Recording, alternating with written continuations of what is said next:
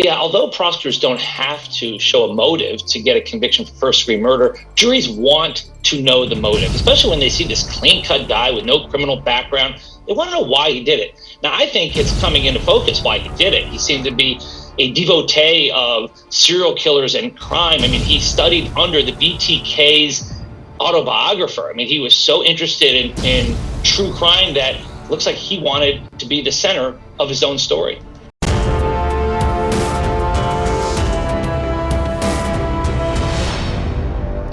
This is Reporter Room with Jessica Della Davies. Today we're going to be delving into the motivations of a SK. What is it that drives them? If you have not seen part 1 of this series, you will definitely want to watch this next.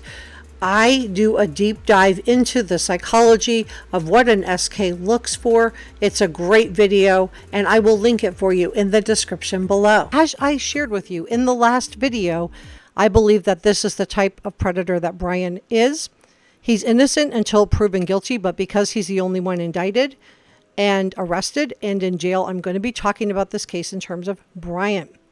We're also going to discuss the fact that Bryan missed class one day after Maddie, Kaylee, Xana, and Ethan were done away with. Where was he? Also, we're going to review Bryan's defense team stalling tactics. Still no alibi. The prosecution is seeking answers for the victims' families, and you can almost hear the prosecution's frustration because the defense team has already gotten one stay granted, but they want to maintain their right to a speedy trial. Is this constitutional or not? Is this lawful or not? The prosecution seems to be concerned that this is going to give Bryan an opportunity to appeal a verdict. Also, additional students have come forward to ABC News, Inside Edition, and News Nation.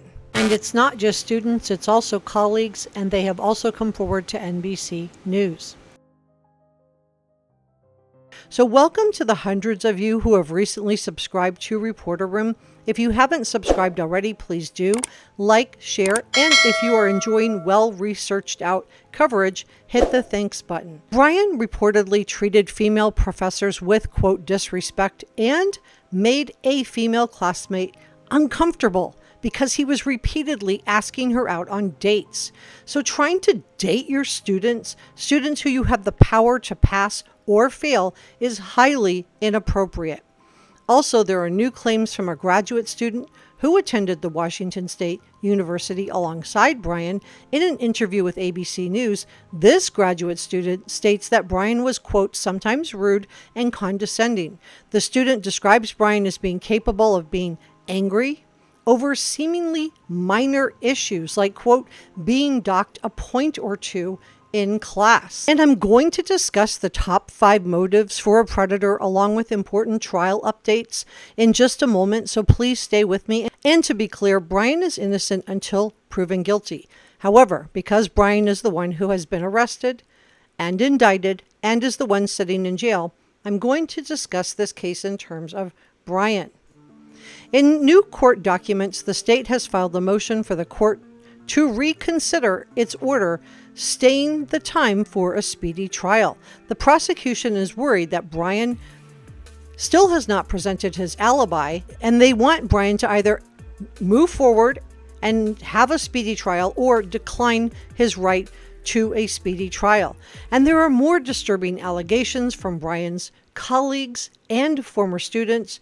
One is that Bryan stated that men were going to take women's jobs because women aren't as smart. So this is according to someone associated with him at the Washington State University. And I think this is interesting because it demonstrates the misogynistic that is really typical of what a lot of the profilers describe as an incel. That's someone who's involuntarily celibate and ascribes to Elliot Rodgers type of creepiness. So per ABC News, a second colleague in the same program similarly described Bryan's behavior. So we're hearing this from multiple news sources, not just one. The graduate student claims that Bryan, quote, lacked respect for people's boundaries. And he told ABC News that Bryan allegedly developed a crush on a female in the criminology program began repeatedly asking her out, staring at her, and apparently this woman felt so uncomfortable that, quote, other students made a point of never leaving them alone together. Wow. Also, News Nation is saying that they also have sources who wish to remain anonymous, and they say that Bryan talked down to female students, rated them unfairly compared to men during his time as a teaching assistant.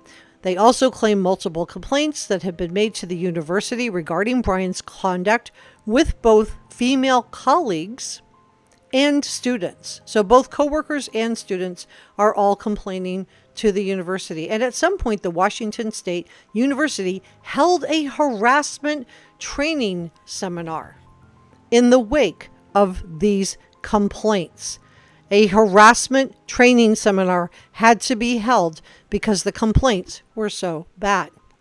As I shared with you in a previous video, according to a termination letter obtained by News Nation, Bryan was fired after multiple altercations with a male professor because he was, quote, not making progress regarding professionalism, end quote. And per Inside Edition, Bryan repeatedly asked out a classmate, and let's go back to that missed class the day after the Idaho murders. And this was claimed by a graduate student. So where was he? I bet this person will be called to the stand.